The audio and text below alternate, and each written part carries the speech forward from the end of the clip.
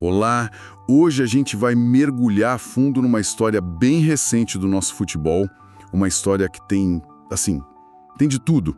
Paixão, um retorno que parecia triunfal e uma demissão que, no fim, não surpreendeu ninguém. Exato. Vamos falar da segunda passagem de Jorge Sampaoli pelo Atlético Mineiro. A gente se baseou em várias reportagens que, olha, não só deram uma notícia, mas investigaram o histórico dele, o que aconteceu nos bastidores. E a nossa missão aqui é justamente essa, é ir além da demissão. Como um técnico que volta por aclamação da torcida, sabe? Pedido fervoroso mesmo. Sim, a torcida fez campanha, né? Muita. Como é que em menos de 6 meses ele sai vaiado do próprio estádio? O que aconteceu nesse meio tempo? É isso que a gente vai desvendar hoje. E essa é a grande questão, porque a demissão em si, lá em fevereiro de 2026, para quem acompanhava o dia a dia do clube, não foi, uma surpresa. Já era esperado, então. Totalmente. Foi, na verdade, o ponto final de um processo de desgaste que começou, lá no final de 2025. O que a gente viu foi a corda esticando, até que ela arrebentou. Não foi um raio em céu azul, de jeito nenhum. Certo. Então vamos direto para esse momento. O dia em que a corda arrebentou. O estopim foi um jogo em casa, na Arena MRV, contra o Remo. Um empate em 3-3. Pois é, um jogo em casa. E a partir daí tudo aconteceu muito rápido. O time sai de campo debaixo de vaias, a torcida gritando fora Sampaoli, e no dia seguinte, 12 de fevereiro, o clube oficializa a demissão. Parece uma reação a um jogo só, mas pelo que você está dizendo, o buraco era bem mais embaixo. Muito mais. Aquele empate foi só a gota d'água. O que é fascinante de olhar é o desempenho do time no começo de 2026. Era um time que, não passava confiança nenhuma. Os resultados já não vinham? Não viram. Pra ter uma ideia, até aquele jogo contra o Remo, o Atlético ainda não tinha ganhado uma partida sequer no Campeonato Brasileiro. Nossa. E os números gerais do ano eram assustadores. Em 10 jogos, o time levou o gol em 9. Conseguiu só 2 vitórias. A defesa, parecia uma peneira. E o ataque, por mais que até fizesse alguns gols, não conseguia de jeito nenhum compensar essa fragilidade lá atrás. A pressão era gigante. E com razão, né? Pelos números. Com toda a razão. Agora, isso me leva a uma pergunta que eu acho que é o centro de tudo isso. Essa segunda passagem foi um desastre. Mas a torcida pediu tanto a volta dele por causa da primeira lá em 2020. O que foi tão diferente de uma para outra? A diferença é brutal. A ponto de o mesmo cara ser visto como o salvador e meses depois como o grande problema? É a diferença extrínseca, o tamanho da frustração, entende? Em 2020, o Sampaoli chegou, implementou aquele estilo de jogo super agressivo, intenso, e os resultados apareceram. Sim, eu lembro. O time jogava bem. Jogava. Ele foi campeão mineiro, terminou o Brasileirão em 3º lugar, mas brigando pelo título até as últimas rodadas, ele deixou a imagem de um time muito competitivo, com uma identidade forte. Foi essa memória. A lembrança afetiva. Exatamente. Foi essa memória que fez a torcida se mobilizar. Era a lembrança de um time que jogava pra frente, que amassava os adversários. Mas espera aí. Mesmo nessa primeira passagem, que é lembrada como boa, já não existiam aqueles ruídos sobre o temperamento dele, o jeito difícil de lidar no dia a dia? Isso já não se falava. Como isso não pesou mais na época? Ótimo ponto. Sim, os ruídos já existiam, e muito. Relatos de atritos internos, de um ambiente fechado, Isso já circulava. A grande diferença é que em 2020, os resultados em campo funcionavam como um escudo. Quando o time está ganhando, jogando bem, esse tipo de problema de vestiário, ele tende a ser minimizado, jogado para debaixo do tapete. A famosa máxima do futebol, né? A vitória cura tudo. Ou pelo menos esconde muita coisa. O problema é quando os resultados somem. Aí tudo aquilo que estava debaixo do tapete vem à tona com uma força muito maior. E na segunda passagem não tinha tapete que escondesse. Ele chegou em setembro de 2025 com 2 missões muito claras, certo? Claríssimas. Ganhar a Copa Sul-Americana e classificar o time para a Libertadores. Exatamente. A régua, a expectativa era altíssima. E o fracasso foi na mesma medida. Perdeu a final da Sul-Americana. Perdeu a final, em casa, pro Lanús. Aquilo foi um golpe duríssimo pro torcedor, duríssimo. E no Brasileirão, terminou num melancólico 11º lugar, muito, muito longe do objetivo. E os números gerais? Olha, os números da segunda passagem são de time de meio de tabela, para ser gentil. Em 34 jogos, foram só 10 vitórias. Teve 16 empates e 8 derrotas. 16 empates. É muita coisa. É um aproveitamento muito baixo para o investimento que foi feito, para a expectativa que foi criada. O time, na verdade, nunca engrenou de verdade. Então, o que a gente está vendo não é só uma questão de a bola não entrar. Parece que tem um padrão, um método Sampaoli de trabalhar que, quando não é sustentado por vitória, ele implode o ambiente. Sem a menor dúvida. Se a gente conecta os pontos da carreira dele, o que aconteceu no Atlético é quase um roteiro que se repete. A trajetória do Sampaoli é marcada por trabalhos intensos, sim, mas também por muita turbulência. E relações que se desgastam muito, muito rápido. Ele tem essa fama consolidada, né? Sim, de ter um perfil explosivo, de ser centralizador, e isso aparece em várias frentes. E uma dessas frentes, que parece que acontece em todo o clube que ele pisa, é a cobrança pública e constante por reforços. Ele sempre quer mais jogadores. É a marca registrada dele. E não é uma negociação de bastidores, né? Muitas vezes isso vira um cabo de guerra público com a diretoria. Ele expõe a diretoria. Exato. As reportagens citam o caso do Olympique de Marselha, por exemplo. Lá, ele basicamente bateu de frente com os dirigentes porque as exigências dele não foram atendidas e ele sai do clube por causa disso. Esse ciclo de pedir reforços, reclamar do elenco e gerar atrito com quem comanda é um padrão claríssimo. Mas não dá para argumentar que é exatamente isso que alguns clubes procuram? Um técnico cascudo que não se acomoda, que chacoalha todo mundo?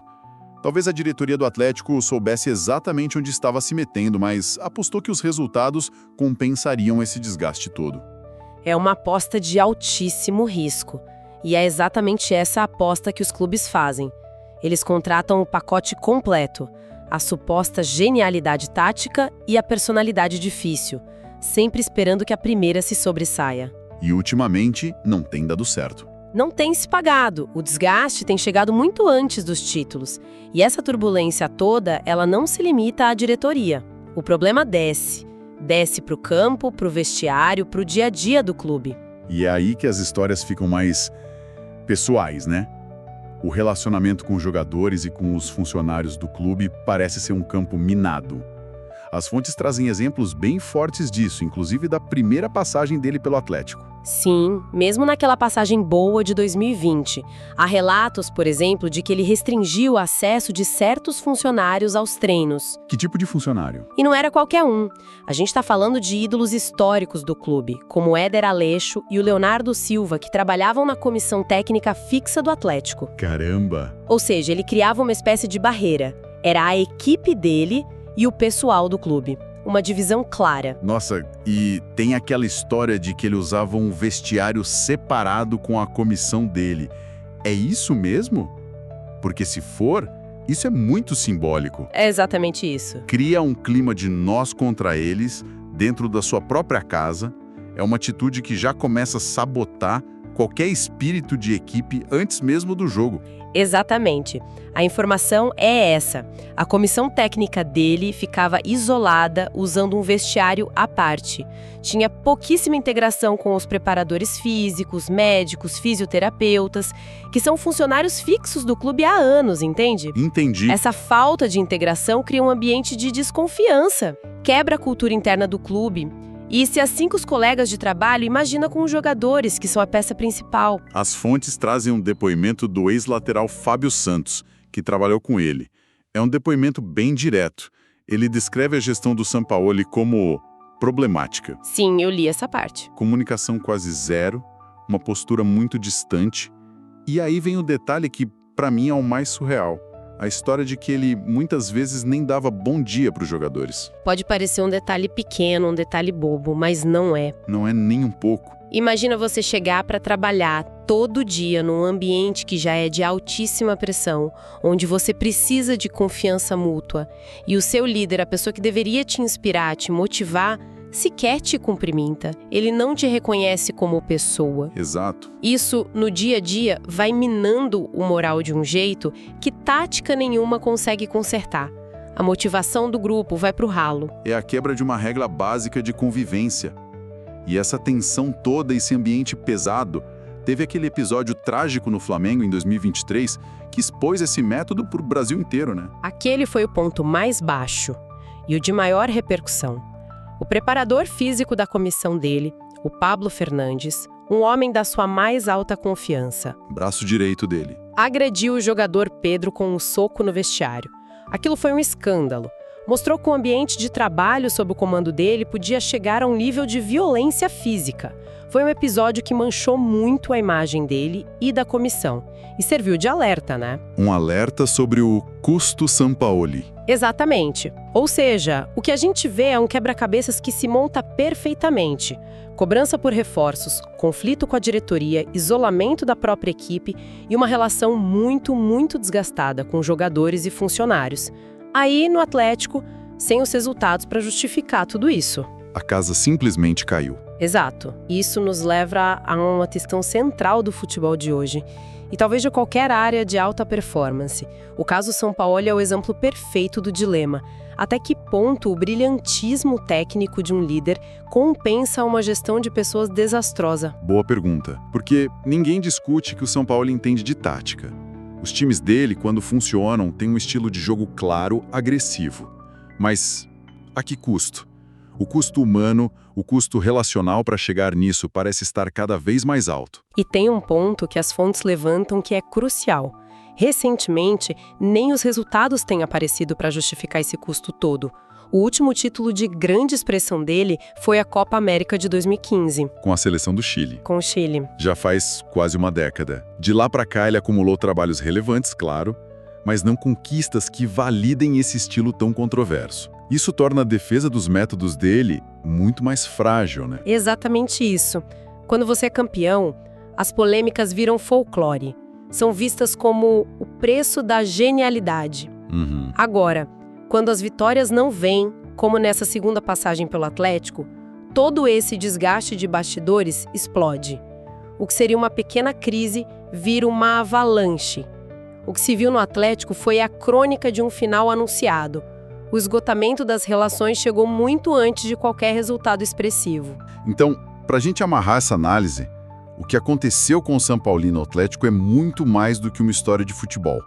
É um estudo de casos sobre liderança, na verdade. Sem dúvida. Mostra na prática como um ambiente tóxico, uma comunicação falha e uma gestão baseada no conflito podem destruir o potencial de um grupo.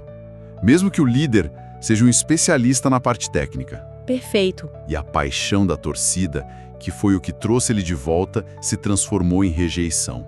Porque a base de tudo, que é o respeito, a confiança, foi destruída. Você resumiu o ponto perfeitamente. No fim do dia, futebol é feito por pessoas, para pessoas. Ignorar o fator humano é um erro estratégico que, como esse caso deixa claro, cobra um preço altíssimo. E essa história do São Paulo no Atlético deixa a gente com uma provocação que vai muito além das quatro linhas. Em qualquer profissão, sabe? Em qualquer empresa.